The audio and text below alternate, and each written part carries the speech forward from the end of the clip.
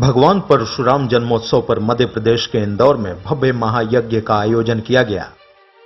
इस 108 कुंडी महायज्ञ का आयोजन भगवान परशुराम की जन्मस्थली जानापांव में किया गया, जिसमें देश भर से आए भक्तों ने 1,08,000 आहुति दी।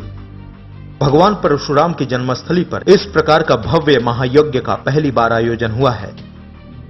इस कार्यक्रम में मध्य प्रदेश के मुख्यमंत्री शिवराज सिंह चौहान, केंद्रीय मंत्री फग्गन सिंह कुलस्ते और बीजेपी के राष्ट्रीय महासचिव कैलाश विजयवर्गीय सहित बड़े बड़े संत और महात्माओं ने शिरकत की।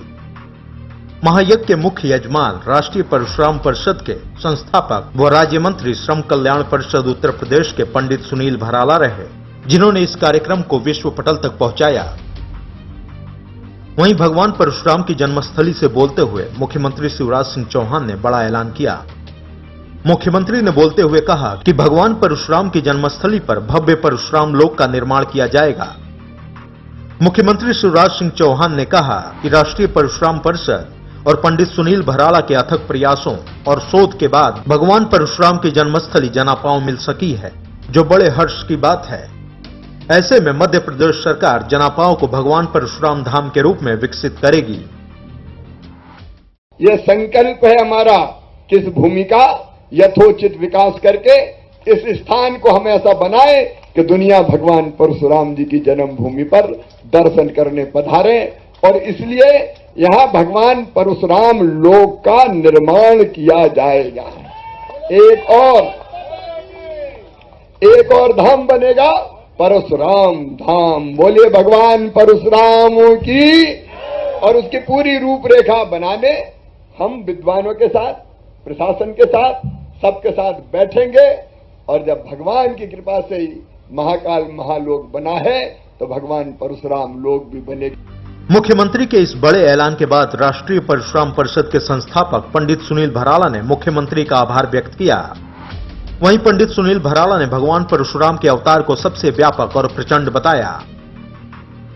भगवान श्री परशुराम जी सब हिंदुओं के सनातन के भगवान हैं, और जिसमें राष्ट्रीय परशुराम परिषद ने जो आज यहाँ पर ये 108 कुंडीय महायज्ञ का आयोजन किया, उस यज्ञ के माध्यम से एक संदेश पूरे देश के अंदर ये है कि पूरे भारत में भगवान श्री परशुराम जी के अन्य स्थानों पर जन्मभूमि के नाम से जाने जाती थी।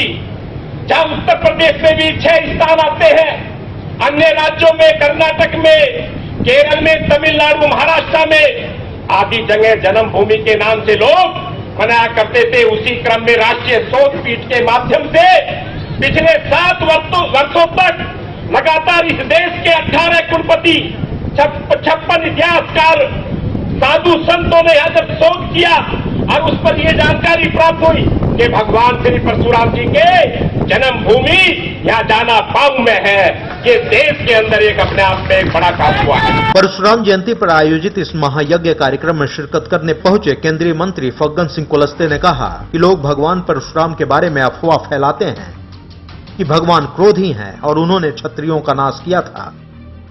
मंत्री जी ने भगवान परशुराम को श्रेष्ठ और पूजनीय बताया। इस कार्यक्रम में देश के बड़े बड़े संतों ने हिस्सा लिया और अपने विचार रखे। कि जानापांव ही भगवान परशुराम जी की जन्मस्थली है, और यहीं पर भगवान परशुराम जी का जन्म हुआ था। ये भाई सुनील भराला जी की टीम ने और हमारे यूपी की टीम ने इस बात को दिखाया है। हमारे बीच में फग्गन कुलस्ते जी, मैं बहुत थोड़े शब्दों में एक ही बात कहूंगा। मैंने मुख्यमंत्री जी को बहुत नजदीक से देखा है। मुख्यमंत्री जी बहुत ही उदार हृदय हैं। हमेशा कोई भी किसी भी समाज की कोई बात आती है, कोई दलित समाज की बात आती है, बैकवर्ड समाज की बात आती है, भगवान परशुराम की बात आती है, कोई भी बात आती है, मुख्यमंत्री जी का दिल बहुत उदार है। आज भी जब आए हैं हवन में आहुति डाली और सारी बात समझ करके इस जो तीर्थ स्थान को किस तरह से और ज्यादा डेवलप किया जाए, ये माननीय मुख्यमंत्री जी के दिल में है। लेकिन एक बात आपको अवगत कराना चाहूंगी कि हमारे इस भावना के अंतर्गत रहने वाले भारतीय जब घर घर साईं रख सकते हैं, तो फिर हम घर घर परशुराम क्यों नहीं रख सकते हैं।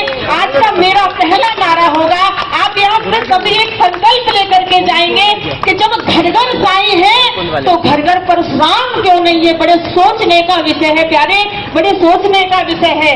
हमें यहाँ से इतनी भीड़ इकट्ठी जो आपने की है सबने मिलकर के, यह एक भीड़ का हिस्सा बन करके ना रह जाए, यह एक भक्त का हिस्सा बने। भगवान परशुराम के हम भक्त तभी कहलाएंगे जब हम भगवान परशुराम की मूर्ति अपने अपने घरों में स्थापित करके उन्हें प्रातः प्रणाम करके अपने जो भी जीवन के काम है उनकी हम